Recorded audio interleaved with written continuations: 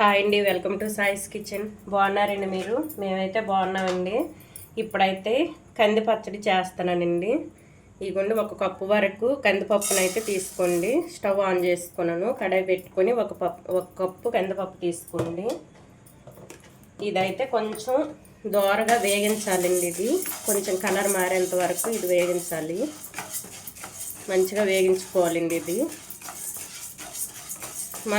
మనకి ఇది వేగిన తర్వాత మంచి స్మెల్ వస్తుందండి. అప్పుడైతే మనకు వేగినట్టు తెలుస్తుంది. చూడండి, ఇది స్టవ్ ఫ్లేమ్ ఏమో మీడియంలో పెట్టేసుకోండి. మీడియంలో పెట్టేసుకొని ఈ విధంగా కలుపుతూ ఉండండి. ఎందుకంటే ఇలాగ మీరు వదిలేసారంటే కింద మాడుతుంది, పైన సరిగ్గా వేగదండి. ఇది అందుకోసమని మంచిగా ఇలా కలుపుకుంటూ వేగించుకోండి. ఇది చూసారండి, కలర్ అయితే మారింది కదా. ఇప్పుడైతే ఇందులో ఒక 6 లాగా ఎండుమిరపకాయలు వేసుకోండి. ఎండుమిర్చి, ఇందులోని ఒక 5-6 వెల్లుల్లి రెబ్బలండి. ఇందులో చిన్న చింతపండు అండి. ఇగుండి చిన్న నిమ్మకాయ సైజు అంత చింతపండు అయితే వేసుకోండి. కొద్దిగా కరివేపాకు అండి, కొద్దిగా కరివేపాకు వేసుకోండి. ఇదైతే కొంచెం వేపుకోవాలండి. ఈ ఎండుమిర్చి ఇవి కూడా ఉన్నాయి కదా, ఒక 2 మినిట్స్ అయితే ఇవి వేపుకోవాలి. ఫ్లేమ్ మీడియంలో పెట్టేసుకొని ఇవైతే వేపుకోండి. ఇందులో అయితే కొంచెం జీలకర్ర వేసుకుందాం అండి. ఇవన్నీ 1 టేబుల్ స్పూన్ వరకు జీలకర్ర వేసుకోండి.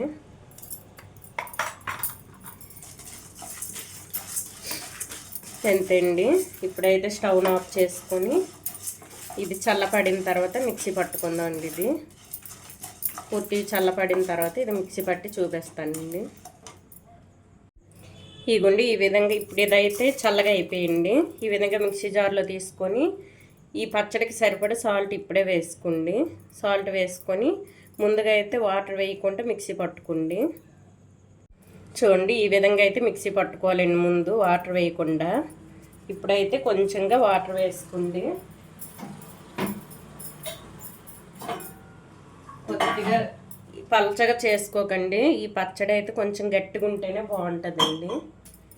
ఇదిగోండి, ఇవి వేసుకొని మిక్సీ పట్టుకుందాం. చూడండి, ఈ విధంగా అయితే మిక్సీ పట్టుకోవాలండి. చూడండి, ఈ విధంగా లూజ్గా కాకుండా ఈ విధంగా ఉండాలి. ఇప్పుడైతే ఇది పక్కన పెట్టుకొని పోపు పెట్టుకుందాం అండి. కొంచెం చిన్నది పోపు పెట్టుకుందాం.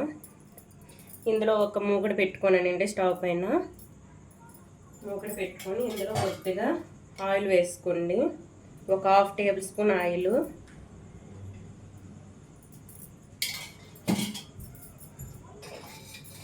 ఒక 1/2 టేబుల్ స్పూన్ నెయ్యి వేసుకోండి. నెయ్యి అన్నంలో కలిపేసుకుంటాం కదండి, అప్పుడు వేసుకున్నా బాగుంటుందండి. ఒక 1/2 టేబుల్ స్పూన్ వరకు నెయ్యిని వేసుకోండి. ఇదైతే కొంచెం వేడైన తర్వాత పోపు వేసుకుందామండి. ఇదిగోండి, ఇందులో అయితే కొద్దిగా ఆవాలండి. చూడండి, కొద్దిగా ఆవాలు,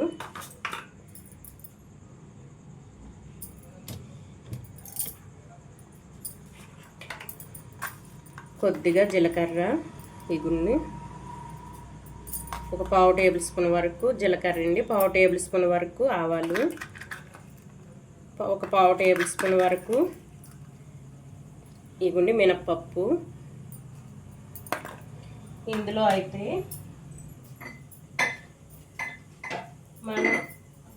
మనం ఆల్రెడీ ఎండుమిర్చి వేసాం కదండి. ఇందులో అయితే చిన్నగా ఒకటి వేసుకుందాం అండి, చిన్న చిన్న ముక్కలుగా తురుముకొని. చూడండి, ఈ విధంగా. ఇందులో కొంచెం కరివేపాకు. మనకైతే పచ్చడిలో సాల్ట్ సరిపోకపోతే ఇందులో కొంచెం వేసుకోండి. నాకైతే కొంచెం తక్కువ అయిందండి. ఇదిగోండి, కొద్దిగా వేసుకుంటాను. ఇప్పుడు ఇది మంచిగా కలిపేసుకోవాలండి. ఇదిగోండి, మనకైతే పోపు వేగిపోయిందండి. ఇది ఆఫ్ చేసి ముందుగా మనం రెడీ చేసుకున్నాం కదండి పచ్చడి, మిక్సీ పట్టుకున్నాం, అందులో వేసుకోవడం అండి. చూడండి, పోపునైతే ఇందులో వేసుకుందాం. ఇది మన కూరలు లేనప్పుడు కూడా ఈ విధంగా చేసుకోవచ్చండి. ఇంట్లో పప్పు ఉంటే పప్పు కనుక మీ దగ్గర ఉన్నట్లయితే కందిపప్పు మనకు కూర లేనప్పుడు ఈ విధంగా చేసుకొని అన్నంలో వేడివేడి అన్నంలో కొంచెం నెయ్యి వేసుకొని ఈ విధంగా చేసుకోండి. ఇది పాతకాలం నాటి ఇదండి పచ్చడి అండి. ఇది పాతకాలంలో ఈ విధంగా చేసుకునేవాళ్ళు. అంతే అండి, కంది పచ్చడి అయితే మనకి రెడీ. చూడండి ఎంత బాగుందో. ఇప్పుడైతే వేడివేడి అన్నంలో ఇది కలిపేసుకొని తినండి, చాలా బాగుంటుంది. ఈ కంది పచ్చడి కనుక మీకు నచ్చినట్లయితే అండి లైక్ చేయండి, షేర్ చేయండి, నా ఛానల్ను సబ్స్క్రైబ్ చేసుకోండి. ఓకే, బాయ్ అండి.